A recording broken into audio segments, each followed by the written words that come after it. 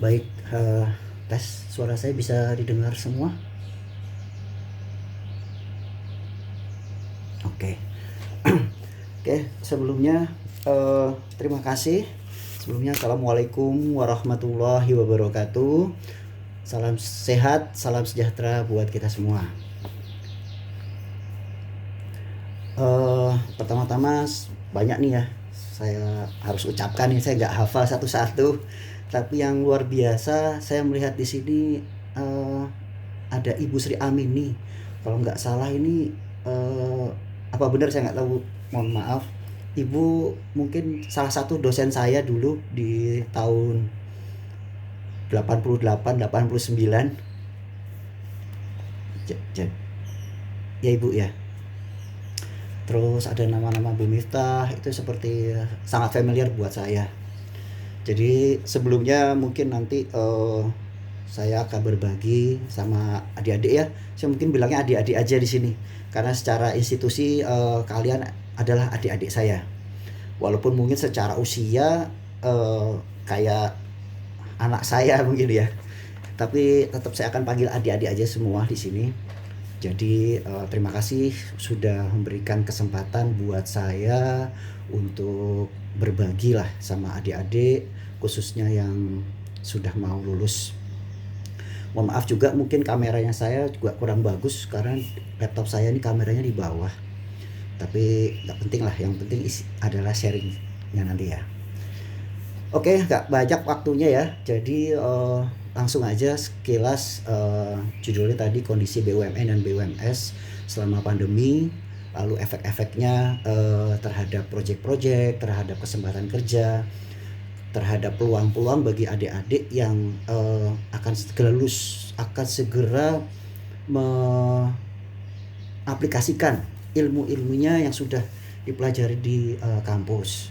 Apalagi tadi Bu Sri Amani bilang 3 bulan kalau bisa harus sudah kerja. Wah, ini luar biasa. Ini semangat yang dulu mungkin nggak saya dapatkan dari Bu Sri Amini atau dari dosen-dosen saya yang dulu gitu. Oke, mungkin ada sedikit saya cerita tentang profil saya. Mungkin Mbak next slide. Oke, usia saya sudah 51 tahun, 23 Agustus yang lalu. Married dengan 1 putra.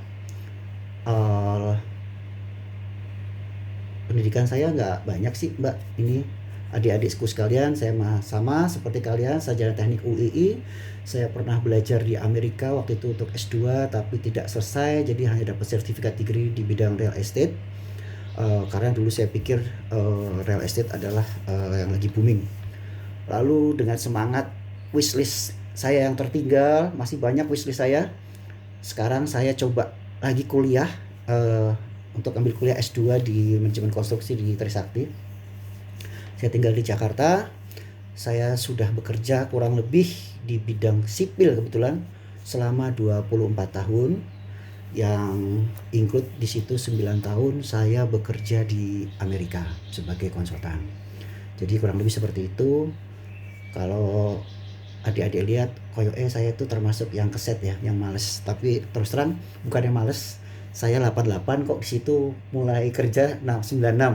Jadi ada beberapa banyak faktor waktu itu selama saya sekolah, bapak sakit dan sebagainya lah. Jadi saya baru bisa lulus di tahun 96. Tapi dengan semangat yang mungkin dari Bu Sri Amini sampaikan, begitu lulus dilalah alhamdulillah saya bisa langsung kerja. Dan selama 2 tahun pertama itu persis kondisinya seperti ini, di mana krisis ekonomi di Indonesia tahun 97-98. Mungkin nanti kita bisa diskusi tentang itu. Lalu setelah itu saya dapat kesempatan untuk job training dan dilanjut kerja di Amerika dari 88 sampai 2007. Ya, kurang lebih 9 tahun. Lalu saya kembali, saya bekerja outsourcing untuk pekerja company yang sama tapi di Indonesia. Lalu merasa bosan, so saya keluar, saya coba melamar di konsultan asing, salah satu konsultan besar worldwide, ICOM, PT ICOM, untuk ICOM Indonesia. Kebetulan saya bekerja di Departemen Energi sebagai senior engineer dengan pengalaman saya itu. Lalu di Icom saya merasa kurang challenge lagi. Kebetulan saya ditawarkan untuk kembali waktu itu di Nippon Suido Danda Korea. Jadi previous company saya yang dulu itu sudah merging dengan Nippon. So saya pikir itu suatu kesempatan challenge buat saya untuk kembali bekerja sama orang asing, tapi dengan berbeda dalam arti dengan orang Jepang ya. Jadi saya coba masuk lagi ke situ sampai 2017.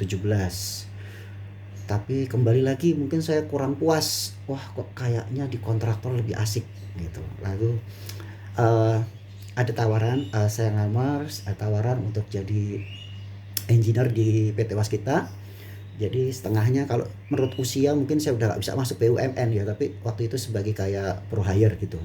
Jadi di tahun 2017 saya mulai bergabung, langsung ditempatkan di proyek, kebetulan salah satu proyek PSN, Proyek Strategi Negara gitu Bu, adik-adik ya.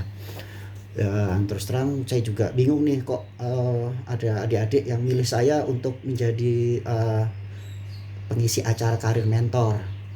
Kalau secara education mungkin saya nggak wah, tapi kalau pengalaman mungkin nanti saya bisa berbagi banyak. Kebetulan saya juga suka berbagi dengan junior-junior saya selalu mencut semangat mereka, saya selalu berusaha menularkan aura-aura positif buat mereka. Termasuk waktu itu ada adik-adik yang kerja praktek di proyek saya, banyak. So saya lihat, terus saya sedih juga, loh kok kamu masih kurang greget, saya bilang. Coba deh kapan kita ngobrol-ngobrol gitu. Nah dari situ mungkin saya direkomendasikan. Jadi sekilas itu profil saya, nanti bisa tanya jawab lebih lanjut. Oke, masuk ke materinya, monggo Mbak, next slide.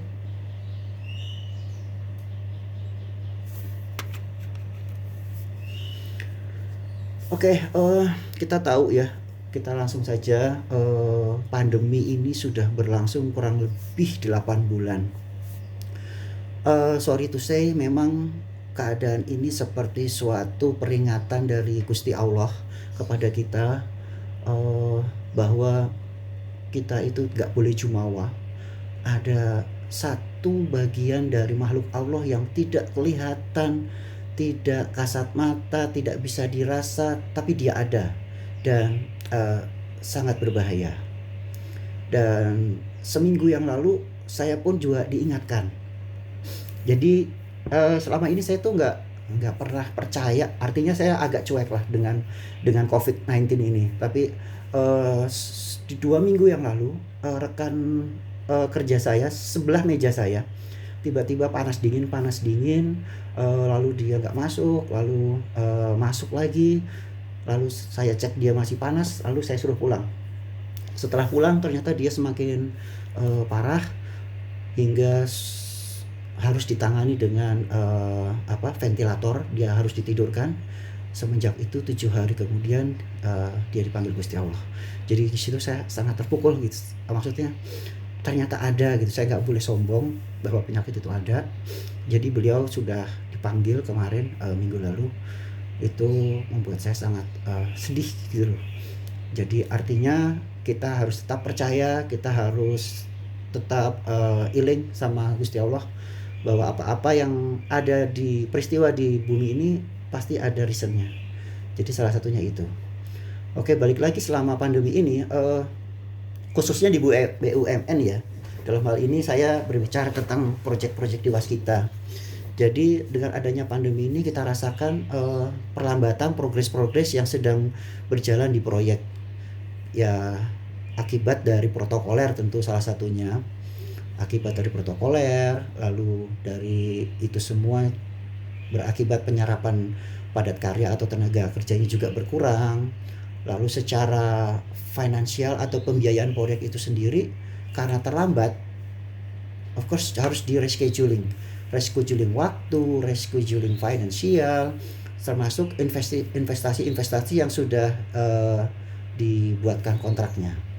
Setelah itu lalu untuk proyek-proyek baru banyak yang terpending. Kita berharap nantilah paling summer sudah hilang, yaitu harapan kita semua. Tapi ini udah Agustus, ternyata di Jakarta sendiri sepertinya kurvanya semakin naik. Tapi moga-moga justru naik ini adalah limit atau batas akhir pandemi ini insya Allah. Lalu dengan pandemi ini ada semacam regulasi baru yang kita kenal dengan new normal ya.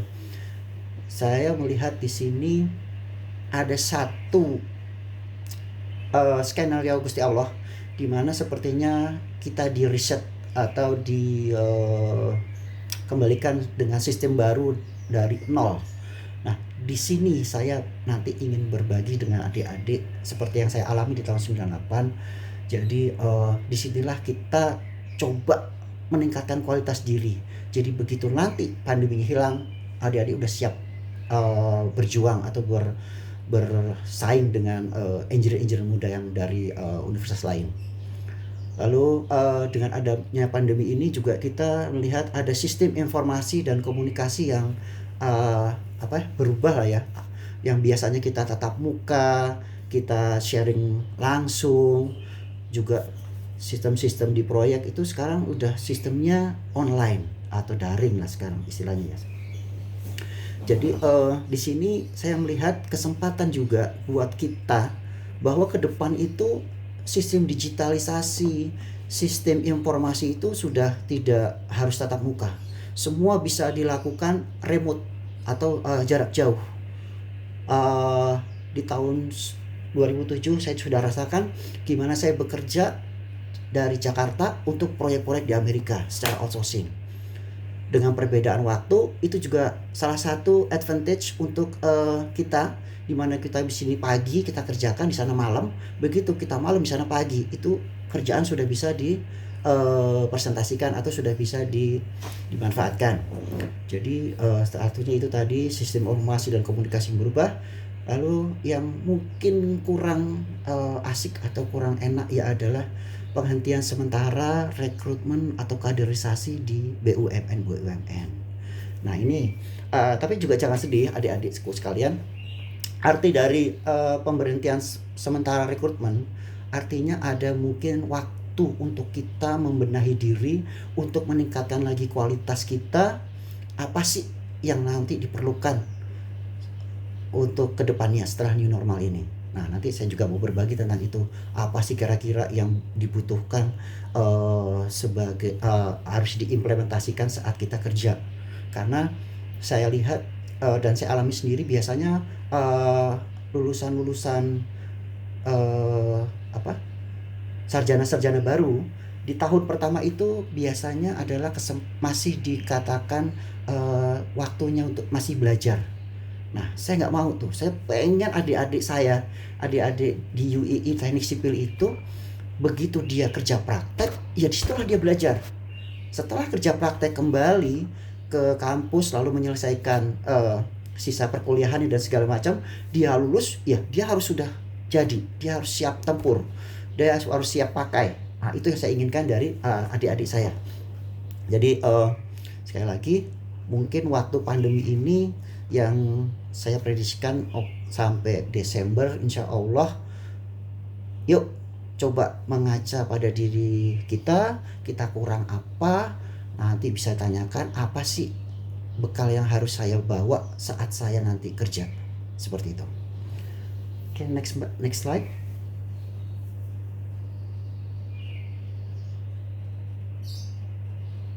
Nah, dari kondisi pandemi ini, Kementerian PUPR juga membuat suatu regulasi new normal gitu ya, dimana kalau saya lihat justru di situ ada valuable atau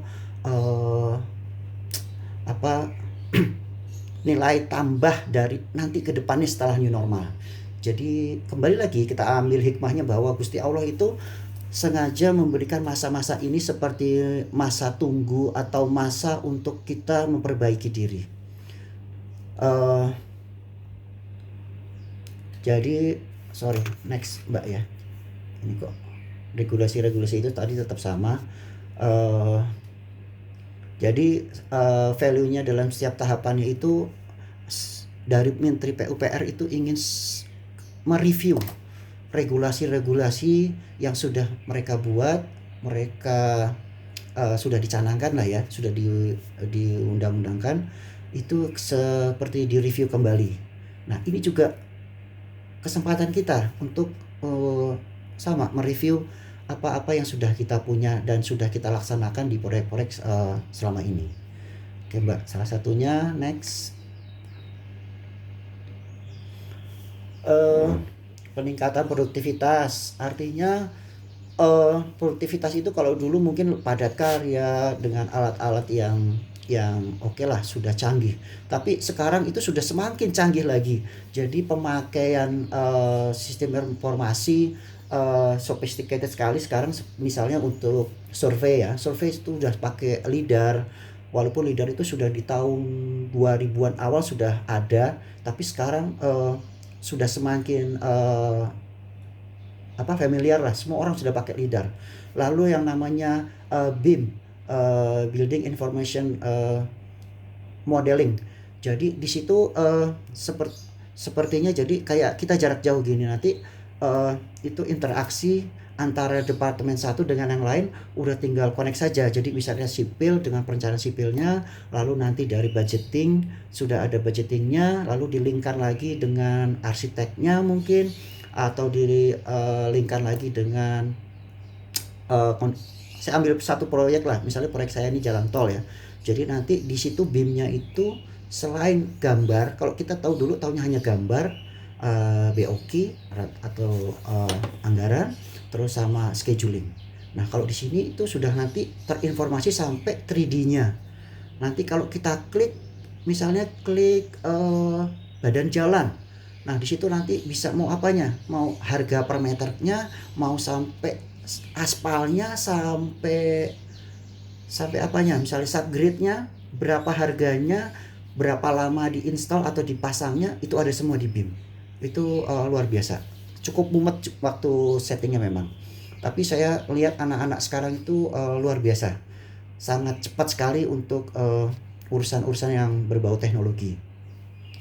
Itu tadi salah satunya. Lalu yang B ini pencegahan virus itu sendiri. Artinya di sini kita melihat pola hidup yang lebih baik lagi, di mana orang seperti di Jepang, jalan itu udah pasti pakai masker. Jalan itu udah pasti nggak rendeng-rendeng, nggak gandeng-gandengan, nggak mepet-mepet, kecuali betul-betul sangat crowded ya. Terus nanti antrian juga di negara-negara maju itu sudah terlihat tertata. Kalau kita ngantri itu ya pasti setengah meter at least gitu loh. Jadi di sini kayak suatu tatanan baru yang nanti insya Allah akan teraplikasikan di masyarakat kita. Lalu tentang kebersihan, artinya di sini kita melihat alhamdulillah sekarang kita sudah lebih punya kebiasaan cuci tangan, masuk rumah ganti baju dulu, mandi dulu, baru say hi sama anggota keluarga. Jadi seperti itu. Terus kebiasaan cuci tangan, kebiasaan wudhu. Jadi sekarang tuh kayaknya wudhu tuh udah jadi kayak senjata kita juga. Kalau dulu tuh wudhu, waton mau sholat aja baru wudhu, batal ya udah nanti next mau sholat baru wudhu lagi.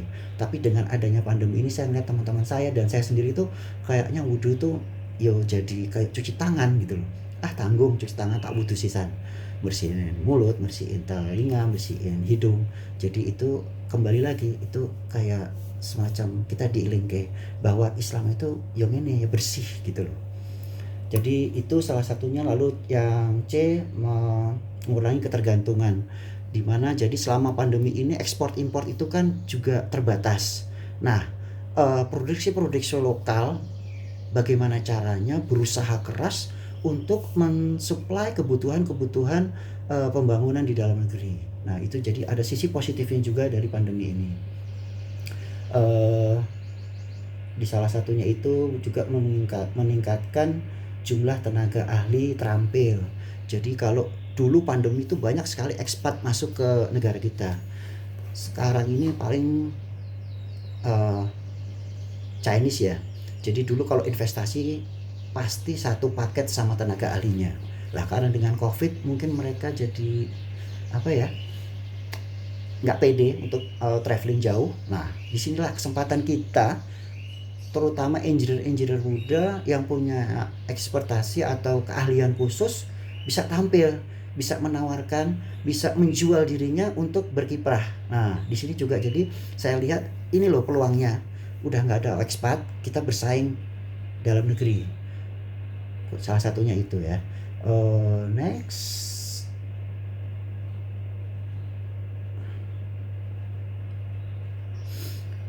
Nah, dari sistem komunikasi dan informasi yang tadi sudah saya sampaikan, di sini jadi juga mendorong kemudahan, kecepatan untuk berkomunikasi. Jadi kayak gini contohnya ya. Jadi saya nggak harus terbang ke Jogja, ketemu sama adik-adikku sekalian. Saya cukup duduk di kamar, cukup menghadap komputer, berbicara, sharing. Jadi ini juga salah satu kemudahan dan kecepatan informasi yang bisa kita sampaikan. Begitu juga di proyek.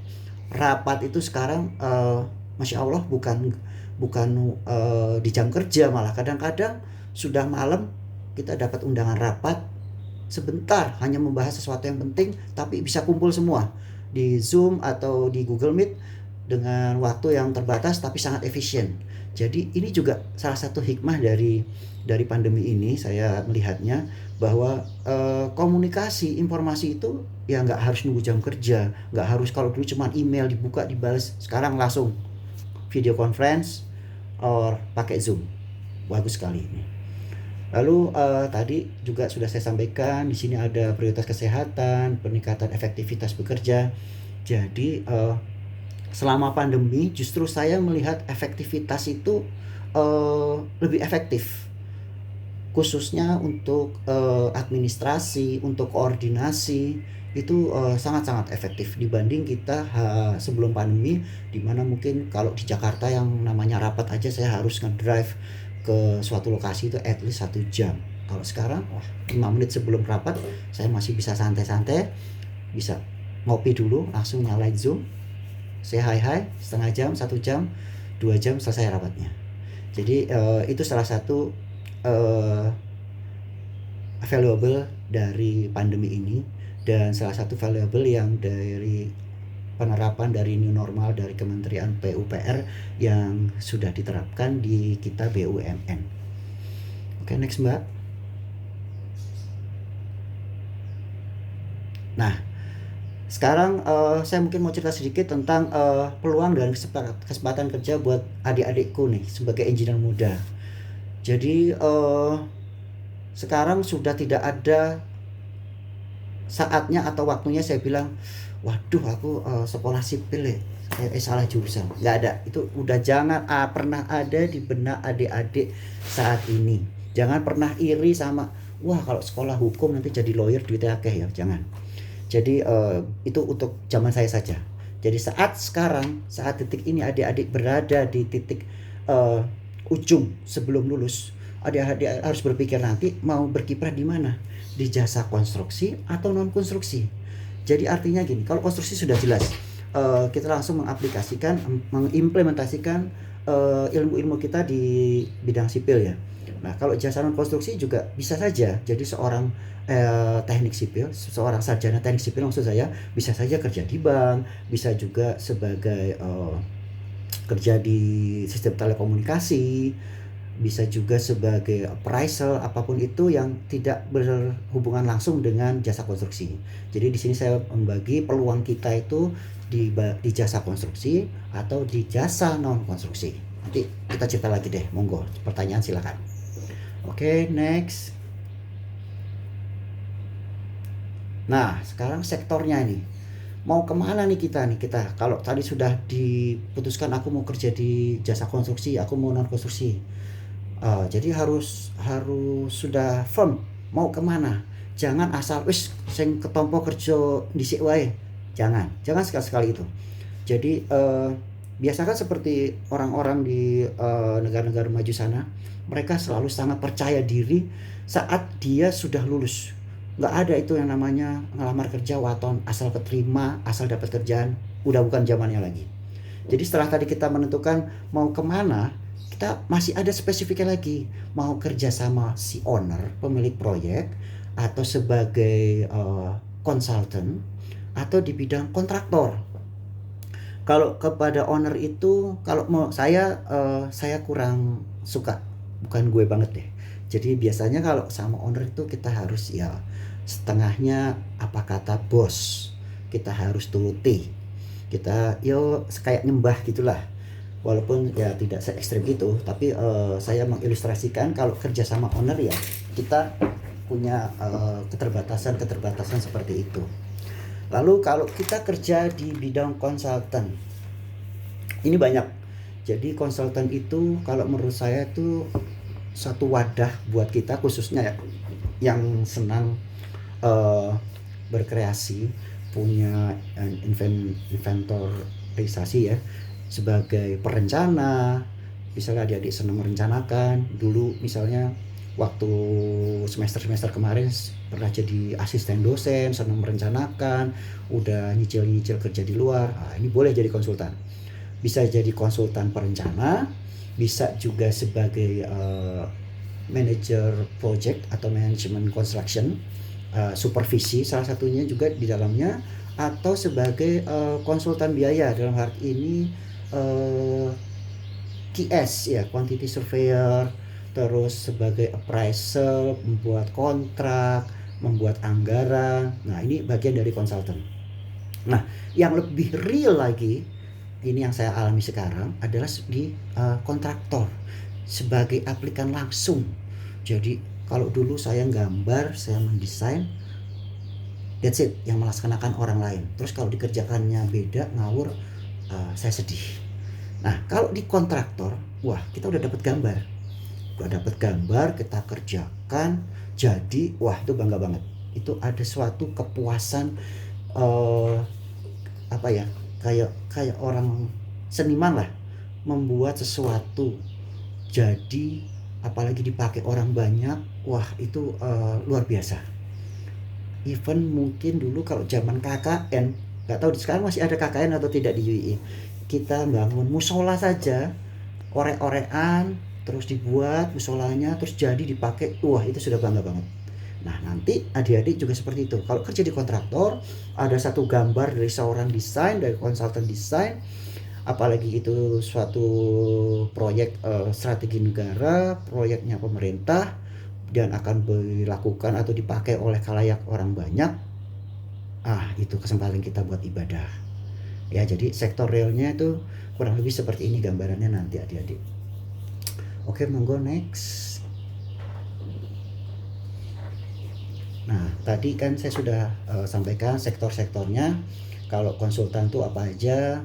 Konsultan itu bisa konsultan perencana, supervisi, manajemen construction, atau sebagai expat. Dalam arti ini mungkin kita lebih keren lagi, kerja di luar negeri, kerja sama konsultan asing, kita bersaing sama expat. Atau di dalam negeri tapi company-nya company worldwide, luar negeri gitu.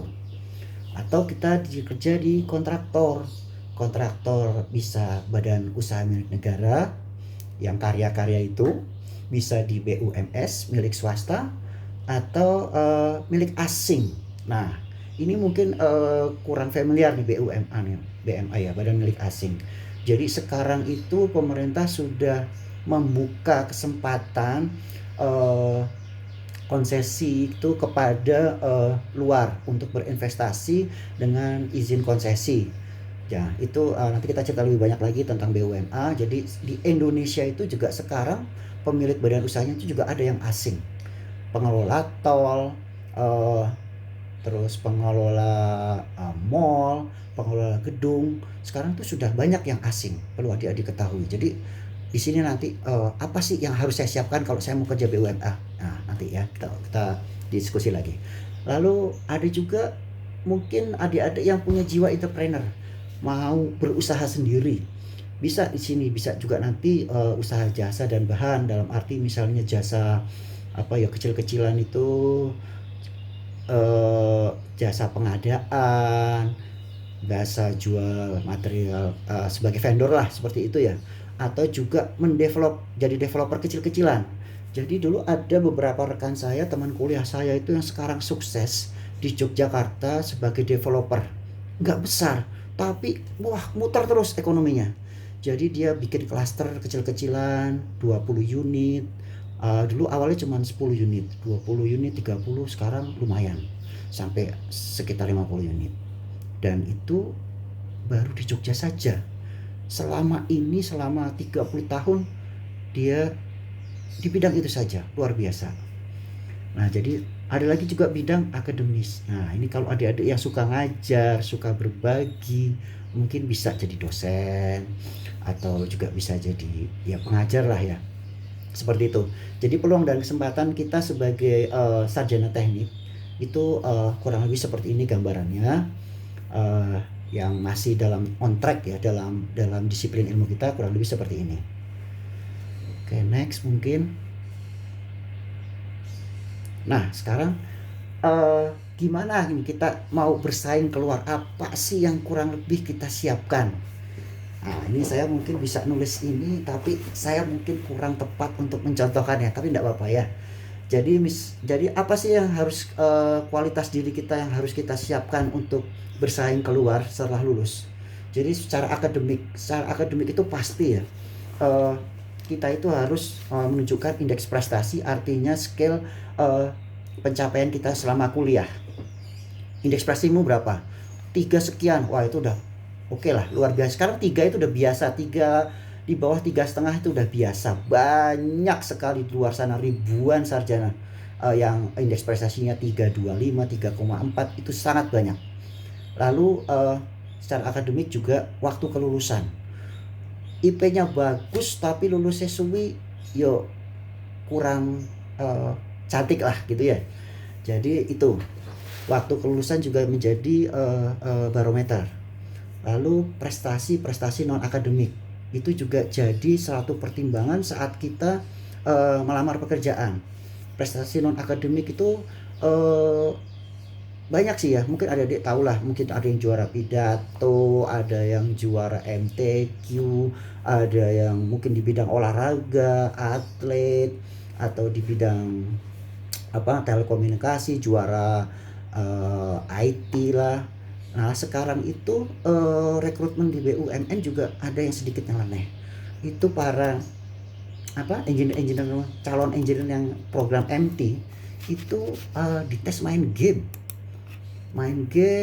gimana skornya, itu jadi salah satu. Saya jadi kurang mengerti itu pendekatannya seperti apa, tapi kurang lebih seperti itu. Lalu tadi akademik, sekarang skill. Nah, ini skill ini kaitannya itu sangat kuat, dimana nggak hanya akademik, kita juga harus membekali diri kita, kualitas diri kita dengan satu bahasa. Nah, ini sangat penting sekali. Saya melihat dan saya alami sendiri, dengan bahasa itu menjadi kredit point tersendiri saat kita bersaing. Jadi contohnya saya dulu di